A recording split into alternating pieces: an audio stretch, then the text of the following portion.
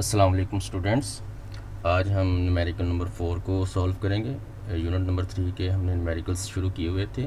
इसका numerical number 4 देखते हैं आज। सबसे पहले इसकी स्टेटमेंट की तरफ आ जाएं। Find the acceleration produced by a force of 100 newton in a mass of 50 kg। तो इसकी स्टेटमेंट को रीड करने के बाद हम इसका डाटा लिखेंगे। फाइंड द एक्सेलरेशन, हमने एक्सेलरेशन मालूम करना है। A is equal to question mark produced by a force of 100 newton. Force की वैल्यू हमारे पास गिवन है 100 newton in a mass of 50 kg। Mass की वैल्यू जो है वो 50 kg गिवन है। अब आपने इस डाटा की मदद से एक्सेलरेशन की वैल्यू को कैलकुलेट करना है। तो उसके लिए हम न्यूटन के सेकंड लॉ को यूज़ करेंगे। बाय न्यूटन से second law of motion F is equal to M A. इस डाटा के ऊपर हमने न्यूटन का सेकंड लॉ अप्लाई करना है। हमने क्योंकि ए की वैल्यू को कैलकुलेट करना है, एम इधर मल्टीप्लाई हो रहा है, दूसरी तरफ जाके ये डिवाइड हो जाएगा।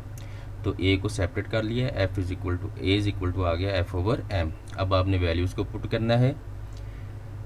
एफ़ की वैल्यू हमारे पास आ जाएगी 100, एफ़ की जगह पे 100, एम की वैल्यू 50। वैल्यूज़ को पुट करने के बाद एफ़ की जगह पे 100, एम की जगह पे 50, तो हमारे पास डिवाइड करने के बाद आंसर आ जाएगा 2 मीटर पर सेकंड। एक्सेलरेशन का यूनिट जो है वो मीटर पर सेकंड होता है। जब भी आपने कोई क्वांटिटी को कैलकुलेट करना है तो उसके साथ उसका यूनिट लाजमी इस्तेमाल करना है। इसके बाद हम बढ़ते हैं अगले न्यूमेरिकल की तरफ। A body has a weight 20 newton. एक बॉडी का वेट जो है वो 20 न्यूटन है। आपने डाटा इसका लिखना शुरू करें। वेट की जगह पे हम 20 लिख लेते हैं। How much force is required, कितनी फोर्स रिक्वायर्ड होगी to move it vertically upward. इसको वर्टिकली अपवर्ड मूव करने के लिए वर्टिकल अपवर्ड फोर्स आपने कैलकुलेट करनी है with an acceleration of 2 metre per second 2 metre per second के एक्सेलरेशन से। एक जिस्म जिसका वज़न जो है वो 20 न्यूटन के बराबर है, इसको वर्टिकली अपवर्ड मूव करने के लिए कितनी फोर्स दरकार होगी 2 मीटर पर सेकंड के एक्सेलरेशन से ऊपर की तरफ मूव करवाने के लिए, इसके ऊपर वर्टिकल अपवर्ड फोर्स कितनी लगेगी ये हमने कैलकुलेट करनी है। जैसा कि इसका वेट जो है वो 20 न्यूटन दिया हुआ है, ज़ाहिर है हमें इसको ऊपर की तरफ मूव करने के लिए इसके वेट से ज़्यादा फोर्स लगाना पड़ेगी। जितनी ज़्यादा फोर्स इसके ऊपर लगाना पड़ेगी वो नेट फोर्स होगी। तो वर्टिकल अपवर्ड फोर्स मालूम करने के लिए पहले हमें नेट फोर्स को मालूम करना पड़ेगा। तो फोर्स जो नेट फोर्स उसका formula F is equal to M A होता है। तो इसका मतलब हमें पहले एम की वैल्यू को कैलकुलेट करना पड़ेगा। यहाँ पे पूरे डाटा के अंदर एम कहीं पे नहीं है, तो हमने सबसे पहले क्या मालूम करना है, मैस मालूम करना है। तो उसके लिए हम वेट का फार्मूला यूज़ करेंगे, W is equal to M G. तो हमने मैस को कैलकुलेट करना है, जी इधर मल्टीप्लाई हो रहा है, दूसरी तरफ जाके डिवाइड हो जाएगा, एम इज़ इक्वल टू आ जाएगा डब्ल्यू ओवर जी। इस फार्मूले में अब आपने वैल्यूज़ को पुट कर देना है। डब्ल्यू की जगह पे हम पुट करेंगे 20, जी की वैल्यू यहाँ पे गिवन नहीं है, इसको आपने ज़बानी याद रखना है, जो कि होती है 10 मीटर पर सेकंड। डब्ल्यू की जगह पे 20 आ जाएगा, जी की जगह पे 10 आ जाएगा, दोनों को डिवाइड किया तो हमारे पास 2 kg आ गया। अब आपने वर्टिकल अपवर्ड फोर्स को कैलकुलेट करना है। जिस्म को वर्टिकली अपवर्ड मूव करने के लिए हमें वेट से ज़्यादा फोर्स लगाना पड़ेगी। वेट से जितनी ज़्यादा लगाना पड़ेगी वो क्या होगी, नेट फोर्स होगी। तो डब्ल्यू वैसे आ गया, नेट फोर्स का फार्मूला होता है एम में। डब्ल्यू की जगह पे आपने उसकी वैल्यू को 20 पुट कर देना है। एम की वैल्यू अभी हमने कैलकुलेट की है, ये 2 के इक्वल है, और ए की वैल्यू हमें गिवन है, ये 2 के इक्वल है। 20 प्लस 2 को 2 से मल्टीप्लाई किया तो 4 आ गया, और इन दोनों को प्लस किया तो हमारे पास 24 आ गया। अब इसके बाद हम बढ़ते हैं अगले न्यूमेरिकल की तरफ।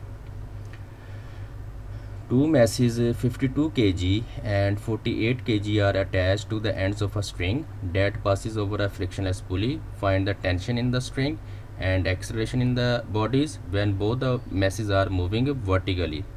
दो मैसेज 52 kg और 48 kg are attached to the ends of a string. ये एक स्ट्रिंग के एंड्स के साथ अटैच हैं, और ये स्ट्रिंग जो है एक फ्रिक्शनलेस पुली के ऊपर से गुजर रही है। वो कह रहा है कि आप टेंशन और एक्सेलरेशन मालूम करें जब दोनों बॉडीज़ वर्टिकली मूव कर रहे हैं। तो यहाँ पे मैंने ये कलर कोडिंग का इस्तेमाल किया है।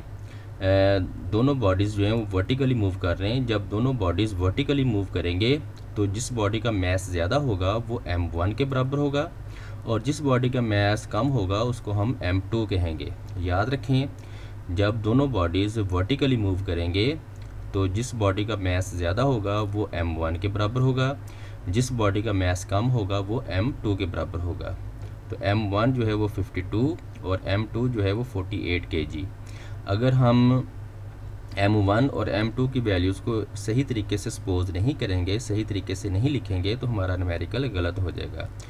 तो जब दोनों बॉडीज़ वर्टिकली मूव करेंगे, याद रखें जिसका मैस ज़्यादा होगा वो M1 होगा, जिसका मैस कम होगा वो M2 होगा।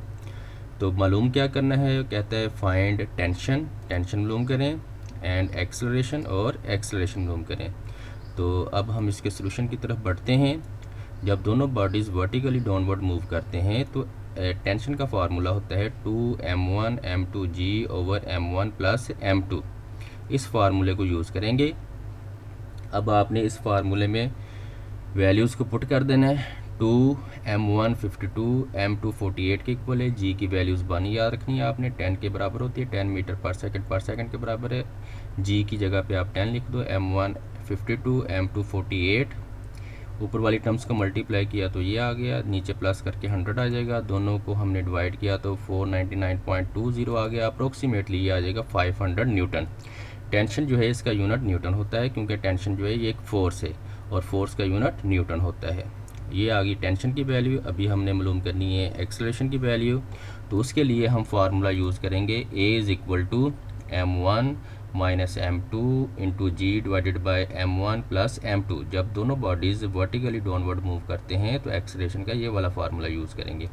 इस फार्मूले में अब आपने m1 की जगह पे 52, m2 की जगह पे 48, g की जगह पे 10, m1 52, m2 48 पुट कर दिया।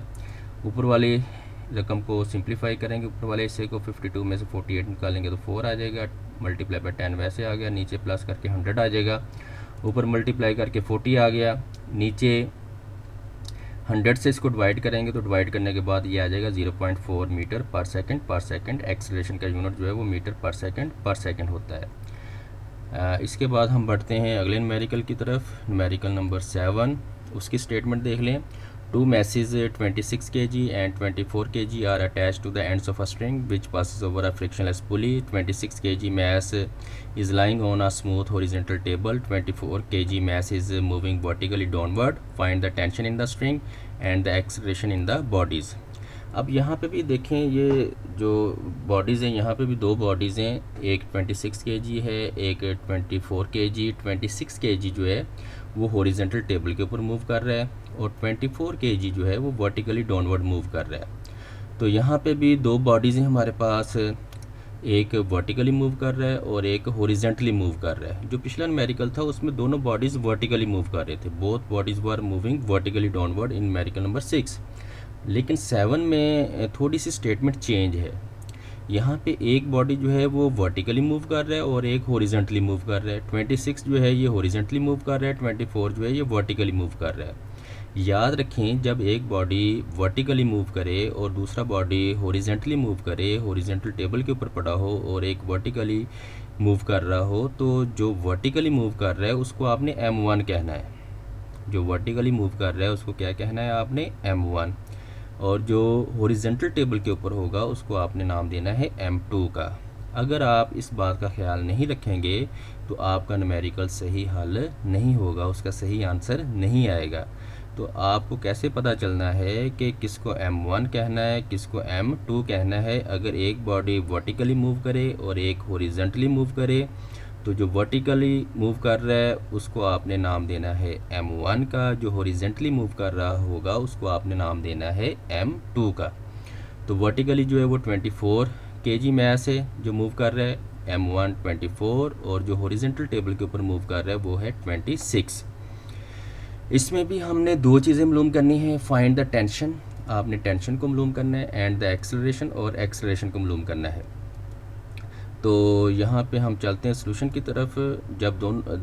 जब एक बॉडी वर्टिकली मूव करता है और एक हॉरिजॉन्टली मूव करता है तो उस वक्त टेंशन का फार्मूला होता है M1 M2G over M1 plus M2। ये फार्मूला जो पिछले न्यूमेरिकल में फार्मूला यूज़ हुआ है उससे मुख्तलिफ है, तो यहाँ पे फार्मूला डिफरेंट अप्लाई होगा। तो डिफरेंट फार्मूला जो है वो आपने कैसे पता चलेगा उधर कौन सा होना है, इधर कौन सा होना है।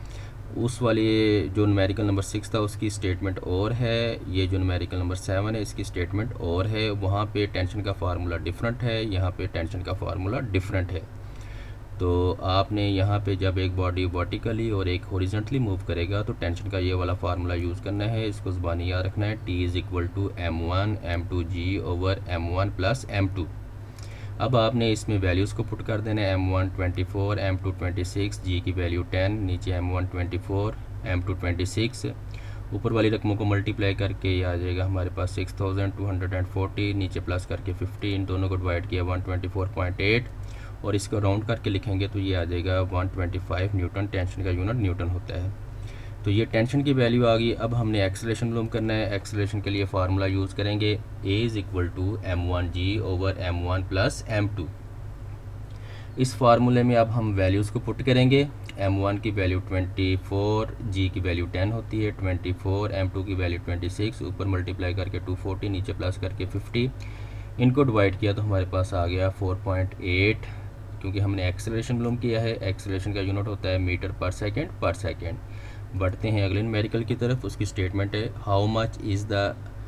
How much time is required to change 22 Newton second momentum by a force of 20 newton. How much time is required, हमने टाइम को मालूम करना है। To change 22 Newton second momentum, change in momentum जो है वो 22 न्यूटन सेकेंड गिवन है। चेंज इन मोमेंटम क्या होता है, final momentum minus initial momentum. इसकी वैल्यू दी हुई है 20 newton second by a force of 20 Newton. Force की वैल्यू हमें गिवन है 20 न्यूटन। तो अब आपने टाइम को कैलकुलेट करना है, उसके लिए हम फार्मूला यूज़ करेंगे।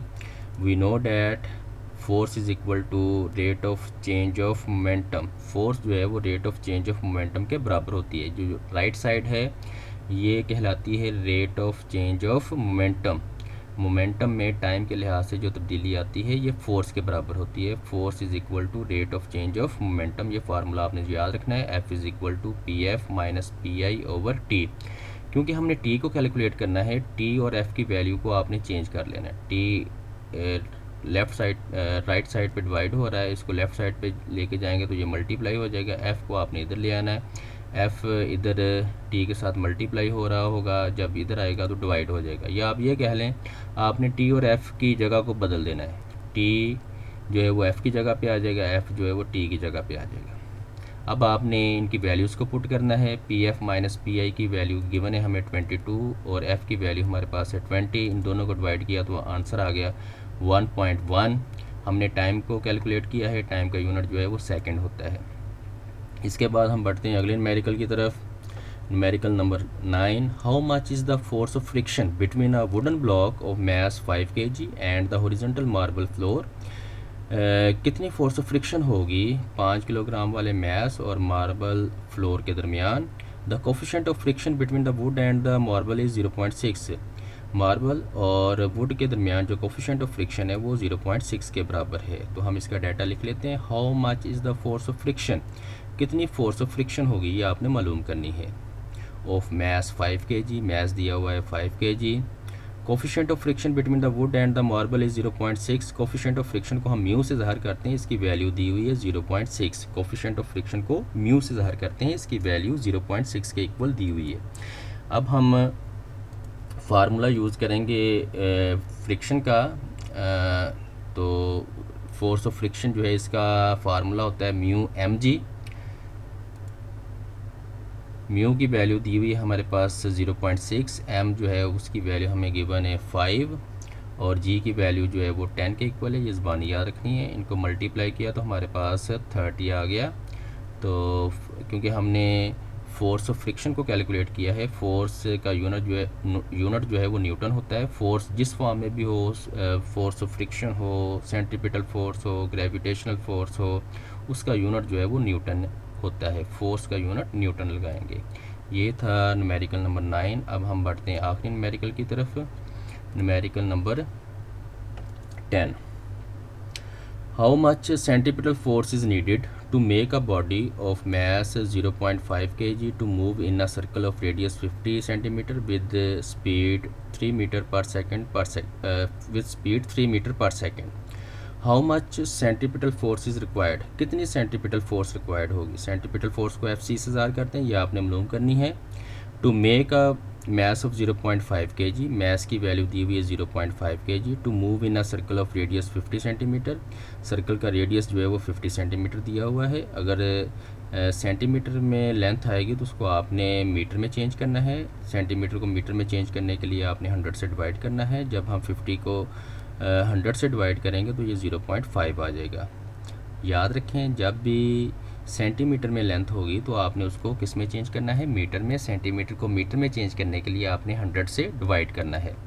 इसके बाद वो कहता है with the speed 3 metre per second, speed जो है उसको 20,000 करते हैं, इसकी वैल्यू दी हुई है 3 मीटर पर सेकंड। हमने सेंटीपिटल फोर्स मालूम करनी है। We know that formula of centripetal force is FC is equal to mv²/r। ये फार्मूला है सेंटीपिटल फोर्स का। m की जगह पे आपने m की वैल्यू 0.5, v की जगह पे आपने उसकी वैल्यू 3 और r की जगह पे उसकी वैल्यू 0.5 पुट कर देनी है। 3 का स्क्वायर 9 आ जाएगा, 0.5 से 0.5 कट जाएगा तो हमारे पास आ जाएगा 9 सेंटीपिटल फोर्स हमने कैलकुलेट कर ली, क्योंकि ये फोर्स है, फोर्स का यूनिट क्या होता है, न्यूटन। तो ये था बेटा आज का लेक्चर। इस चैप्टर के जो न्यूमेरिकल्स हैं वो सारे कंप्लीट हो चुके हैं यूनिट नंबर 3 के। इसको आप बार बार देखें इन वीडियोस को, 2 वीडियोस में मैंने इनको कंप्लीट किया है। और इस चैनल को आप सब्सक्राइब भी करें और इस चैनल के बारे में अपने दोस्तों को भी बताएं। ठीक है बेटा, उम्मीद है कि आपको इनकी समझ लग गई होगी। कमेंट करके आप बताया करें कि अगर आपको कोई इशू है तो आप उसको जो नीचे डायलॉग बॉक्स है उसमें जाके कमेंट करके बता सकते हैं और मैं उनको रीड करके आपको फिर उनका आंसर जो है वो वीडियो की शक्ल में ही दे दूंगा, वीडियो एक अपलोड कर दूंगा। अगर आपको कोई प्रॉब्लम है तो आप डिस्कस किया करें। ओके बेटा, अल्लाह हाफिज़ आज के लिए।